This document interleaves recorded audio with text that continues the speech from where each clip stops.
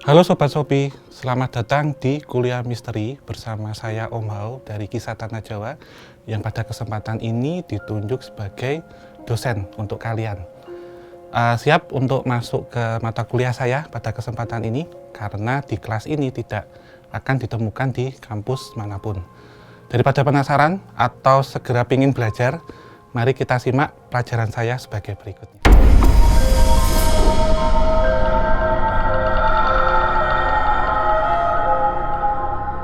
Mata kuliah yang pertama adalah metafisika. Jadi pada kesempatan kali ini pada kelas kuliah misteri yang akan saya sampaikan adalah pengantar metafisika.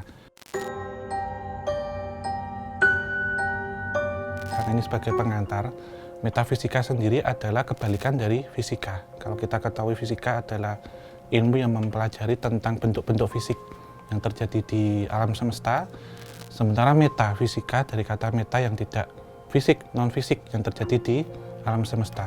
Jika kita menjurus pada kejadian metafisika, itu bisa meliputi keberadaan dari makhluk astral. Karena makhluk astral sendiri tersusun dari materi dan juga molekul, tetapi tidak bendawi.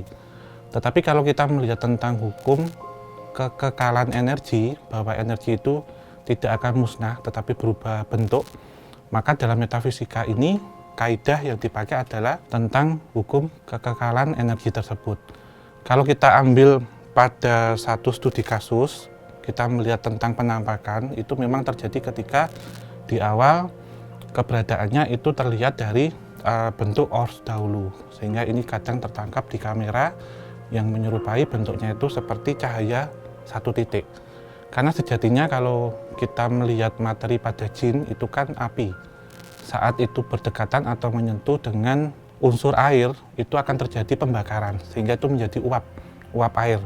Dan dari situ nanti akan berubah menjadi bentuk ektoplasma atau kilatan cahaya yang panjang, dan saat itu nanti terkumpul semua energinya, maka terjadi solid penampakan, sehingga berubah menjadi fisik non-bendawi gitu. Sehingga dari kesimpulannya semuanya, dalam semesta ini jelas ada beberapa benda, pertama secara nyata, yang kedua secara tidak nyata, dan semuanya dipengaruhi dengan hukum kekekalan energi, sehingga disimpulkan energi tidak bisa musnah tetapi bisa berubah.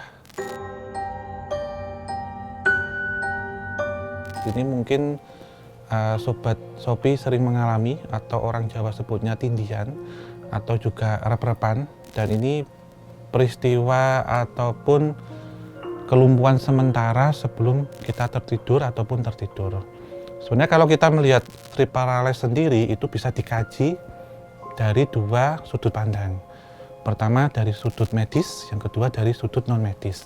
Sedikit tentang sudut non medis dan medis. Kalau dari medis sendiri ini sebenarnya ada gangguan sel motorik otak ataupun secara neurologi bisa disebutkan. Tetapi yang akan kita bahas pada kesempatan kuliah ini yaitu non medis, di mana sleep paralysis terjadi ketika ada makhluk astral yang akan masuk ke diri kita dan ingin berinteraksi tetapi gagal karena pasti ada penunggunya. Di sini bisa korin ataupun jin pendamping, dan kejadian tindihan sendiri memang ada tekanan antara jasad kemudian halus ataupun ruh dengan jin yang akan masuk atau makhluk astral yang akan masuk, sehingga ketika tertekan itu, maka tubuh kita akan seketika menjadi tegang atau menjadi lumpuh. Yang mana yang hanya aktif adalah mata lahir dan mata batin. Saat kita aktif di situ, kita mencoba untuk membaca doa ataupun untuk berjuang, maka di akhir saat kita ada di posisi menang, nanti kita akan melihat sosok tersebut. Biasanya sosoknya pas tepat di atas mata ataupun di atas kepala kita, dan nanti berangsur-angsur akan pergi, akan hilang, berkomunikasi.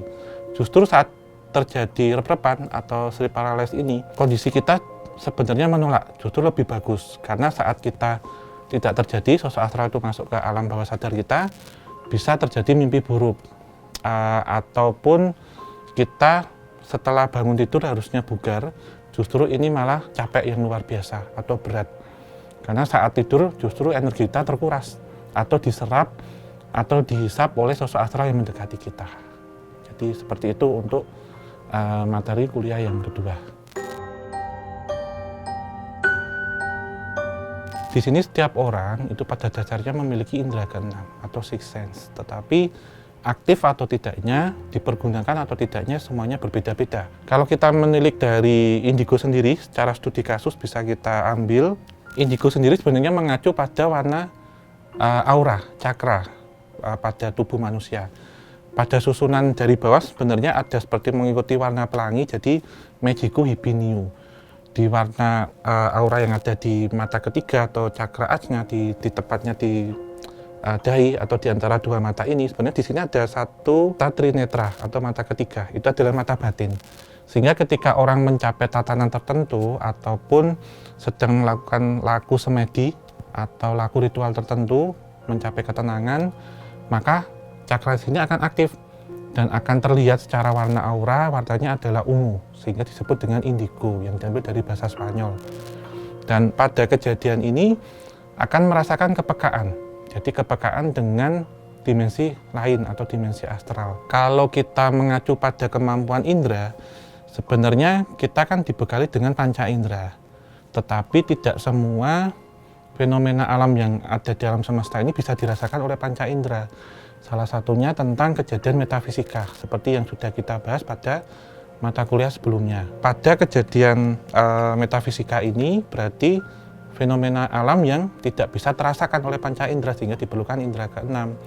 Seperti halnya keberadaan makhluk astral pertama, kemudian sinyalemen ataupun tanda-tanda beberapa fenomena yang belum pernah terjadi, ataupun beberapa kejadian-kejadian yang pernah terjadi di masa lalu itu juga bisa. Kalau kita ambil secara detail lagi tentang indigo itu, sebenarnya ada kemampuan-kemampuan khusus yang melekat, yang nanti juga akan dominan. Semisal sugesti analisis. Jadi sugesti analisis ini lebih mengacu pada analisis bermacam-macam hal. Kemudian juga sugesti hipnotis. Hipnotis di sini dipergunakan ketika orang itu kemudian menjadi saat berbicara mudah diterima orang ataupun bisa menggerakkan orang. Terus ada juga telepati atau membaca pikiran orang ataupun berkomunikasi secara jarak jauh. Kemudian ada telekinetis atau menggerakkan benda tanpa menyentuh. Kemudian ada prekognisi, yaitu memprediksi peristiwa yang akan datang berdasarkan fenomena yang belum terjadi. Kemudian ada retrokognisi, yaitu merekonstruksi peristiwa yang pernah terjadi untuk dianalisis dan disajikan di masa sekarang.